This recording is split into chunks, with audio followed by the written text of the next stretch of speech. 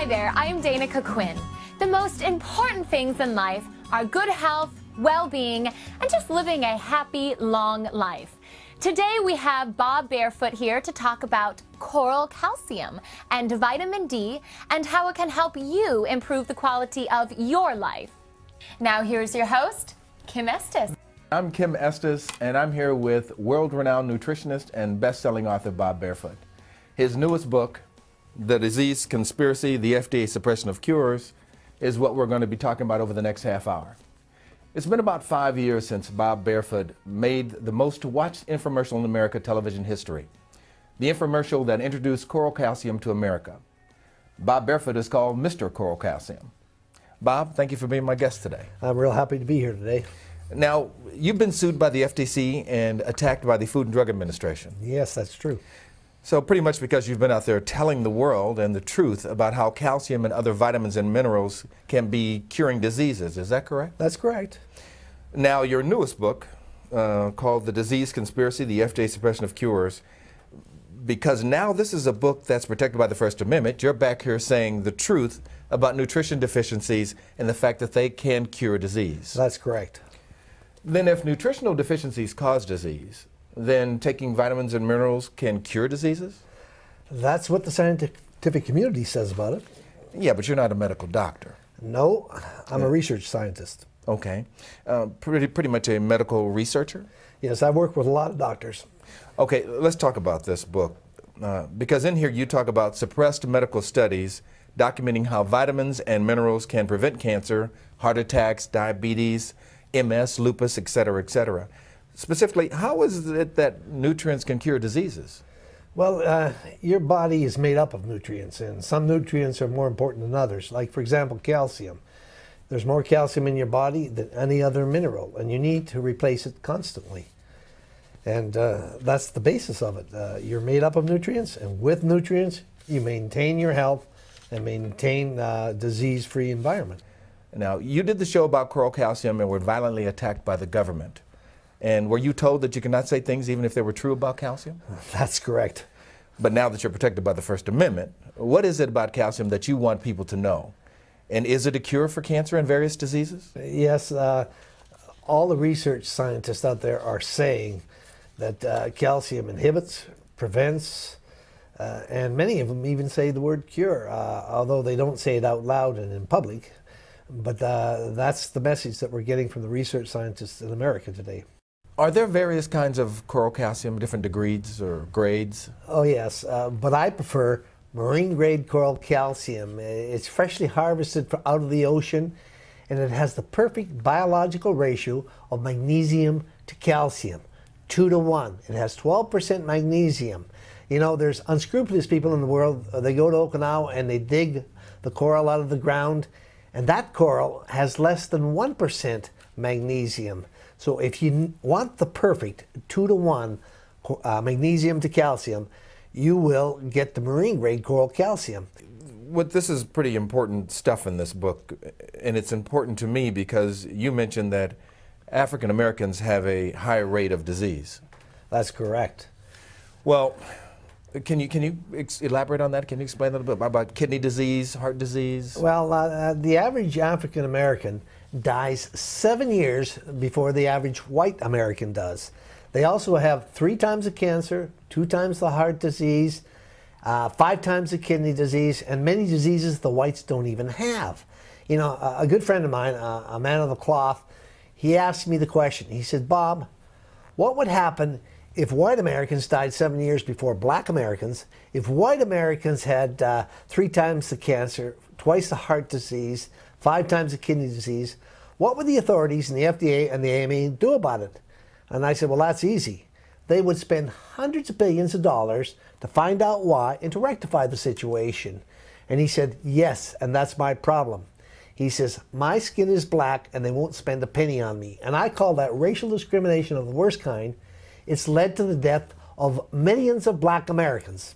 And so why do you think that there is more disease in the black community?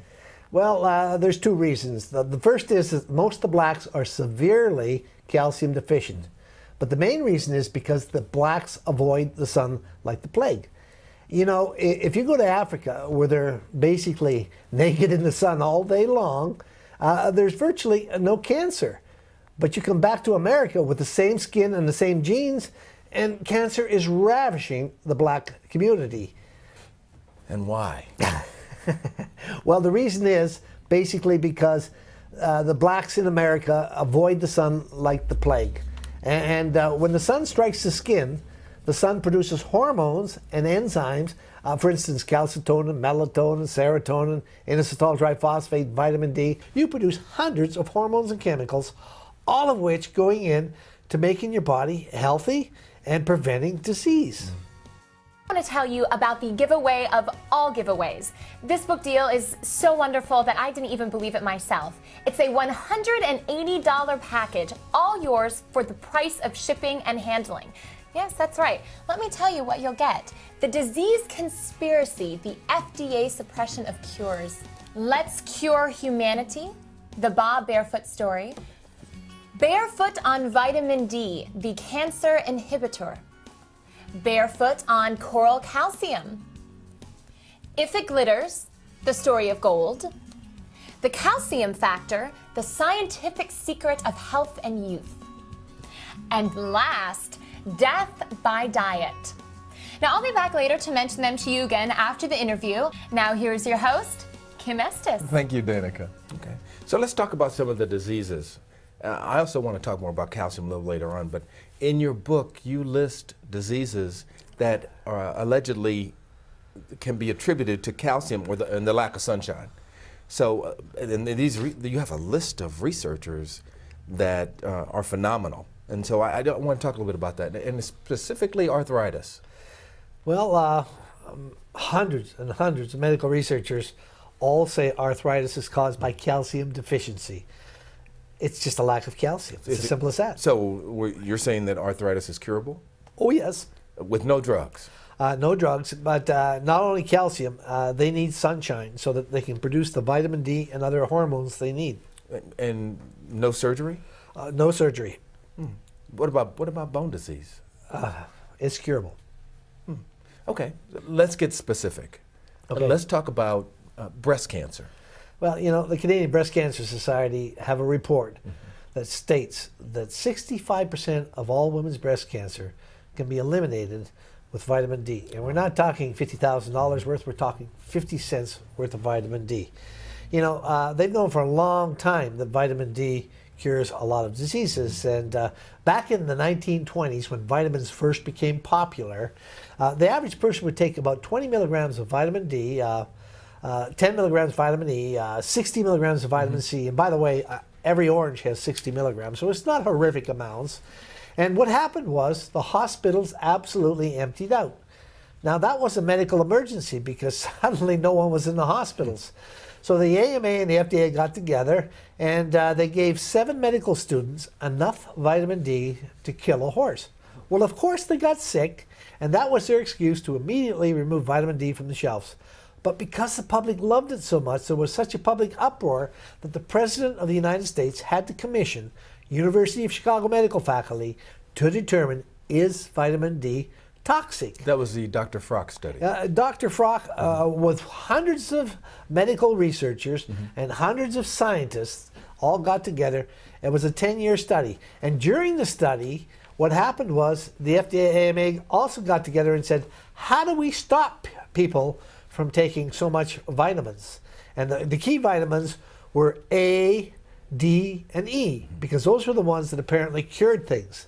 And so they got this idea, let's use numbers psychology on the people. And what that was they simply took the 20 milligrams that the average person took of vitamin D every day, and they converted it to 1 million international units.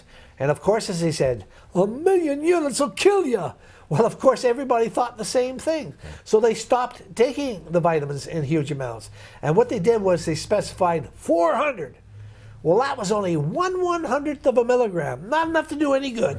But 400's a big number, and the doctors were satisfied.